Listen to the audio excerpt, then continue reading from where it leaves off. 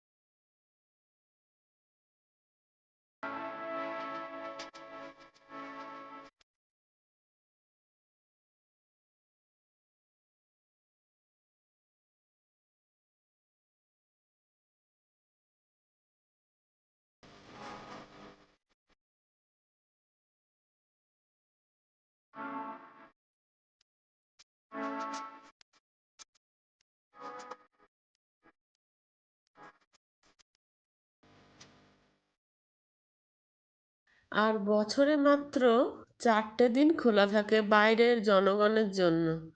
সারা বছর যে যখন যেমন করে আসুক না কেন, যতই রিকোয়েস্ট করুক, বাইরের লোককে এখানে প্রবেশ করতে দেওয়া হয় না, মানে প্রবেশ নিষেধ থাকে। তো এই 4 দিন, সপ্তমী অষ্টমী নবমী দশমী, দুর্গাপুজোর এই 4টে দিন একদম অবারিত দ্বার। এখানে সব ধরনের মানুষ, যেমন মানে কোনো জাত নেই, কোনো পাত নেই, কোনো বিভেদ নেই, কোনো কিচ্ছু নেই। এখানে সব ধরনের মানুষ অ্যালাউ থাকে।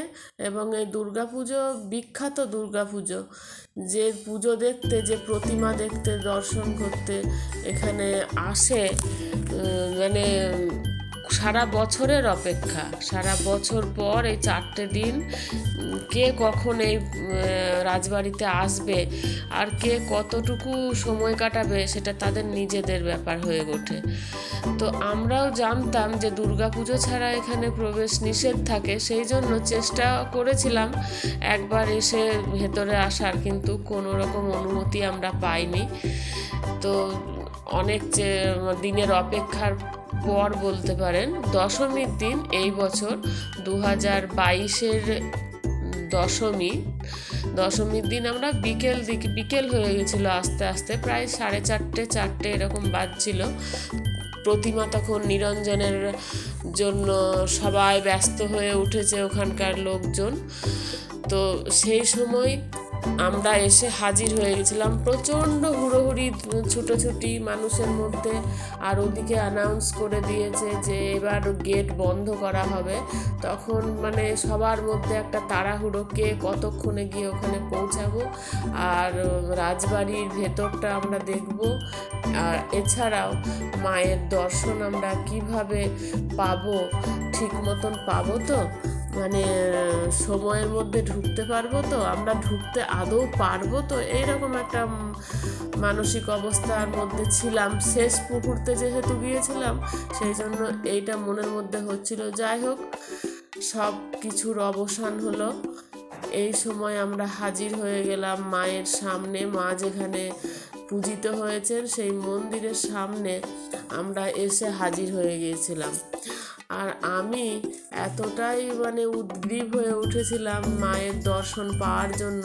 তো সবাইকে ছাড়িয়ে, সবাইকে পাশ কাটিয়ে আমি সেই মায়ের কাছে, অনেক কাছে আমি পৌঁছে গিয়েছিলাম এবং আপনাদের কিছুটা শেয়ারও করতে পেরেছি। আশা করছি আপনাদেরকেও দেখাতে পেরেছি এই মৃন্ময়ী মায়ের মূর্তি। সেই সবে তোড়জোড়, মানে কয়েক সেকেন্ডের ব্যাপার ছিল, হয়তো 5 মিনিট এদিক ওদিক হলে আমরা আর ওইখানে মানে দাঁড়িয়ে থাকা বা ওইখানে থাকা মায়ের মূর্তিটা দেখতে পেতাম না, বেরিয়ে যেতেন। তো আমরা ঠিক সময়ে হাজির হতে পেরেছিলাম। তো যাই হোক, মায়ের সময় হয়ে গেছে নিয়ে যাওয়ার। এই সময় মা চলে যাচ্ছিলেন আমাদেরকে বিদায় জানিয়ে, আমরাও মাকে বিদায় জানাচ্ছিলাম। তো একটা মানে স্মরণীয় দিন, স্মরণীয় ঘটনা দারুণ উপভোগ করলাম। আপনারাও যদি কোনো দিন পারেন, কোনো সময় চেষ্টা করতে পারেন যে এই 4 দিন, বছরে 4 দিনের মধ্যে আপনারা যে কোনো সময় আসতে পারেন, এই রাজবাড়িও দর্শন করতে পারবেন, দেখতে পারবেন, আর মায়ের মূর্তি তার সাথে। খুব ভালো লেগেছিল, মানে বিরাট পাওয়া হয়েছিল একটা। এত লোকের ঢল, এত ভিড়, এত লোকজন, পুলিশ সেখানে প্রচুর পরিমাণে পুলিশ দেওয়া ছিল, প্রোটেকশন ভালো, খুব ভালো লেগেছিল। তো আপনাদের দেখাতে পেরে আজ আমার নিজেরও খুব ভালো লাগছে। আমিও একটা উপহার আপনাদের জন্য তৈরি করে আপনাদের সামনে হাজির করতে পারলাম। তো বন্ধুরা, সবাই পাশে থাকুন, সাথে থাকুন। আর যদি কেউ আমার এই ভিডিও দেখছেন, এমন অনেকেই দেখেন যারা সাবস্ক্রাইব করেননি অথচ দেখছেন, তারা একটু সাবস্ক্রাইব করে দেবেন, আপনাদের পাশে রাখবেন। লাইক, কমেন্ট, শেয়ার একটু করে দিলে ভালো হয়, আরও অনেকে দেখতে পায়, এই জন্য আপনাদেরকে বলা। তো দারুণ জায়গা, দারুণ পুজো, খুব এনজয় করলাম বন্ধুরা। আপনাদেরকেও দেখানোর চেষ্টা করলাম। তো দেখতে থাকুন বাকিটা কেমন লাগছে।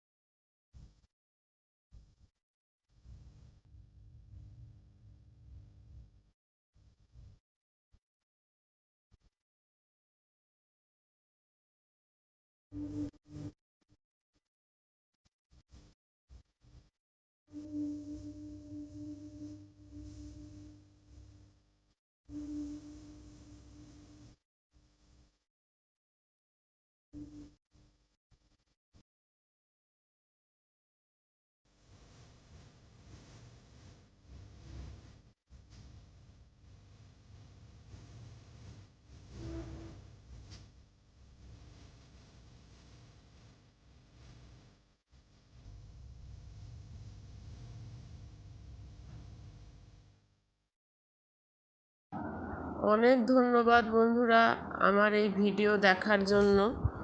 এইভাবে দেখতে থাকুন। আবার দেখা হবে ঠিক অন্য কোনো ভিডিওতে, অন্য কোনো কিছু নিয়ে, কোনো হয়তো কোনো স্থানের ভিডিও বা কোনো ঘরের ঘরোয়া ব্লগ নিয়ে আবার আপনাদের সামনে হাজির হয়ে যাব। তো কয়েকদিনের মধ্যেই চলে আসছি। কেমন লাগলো আজকের ভিডিও সেটা অবশ্যই আপনারা জানাবেন, না হলে বুঝতে পারবো না যে কী ভুল হচ্ছে, কোনটা ঠিক হচ্ছে। যদি আপনারা কমেন্টসে একটু বলে দেন তাহলে আমাদের উপকার হয়, আমাদের মতন ছোট ছোট এই যারা ভিডিও করি তাদের একটু উপকার হয়। তো এই আর কি, সন্ধে হয়ে গেল, আমরা বাড়ি ফিরছি। রাস্তায় এত সুন্দর একটা আলোর আভা দেখতে পেয়ে আর থাকতে পারলাম না, সেটাও শেয়ার করলাম আপনাদের সাথে।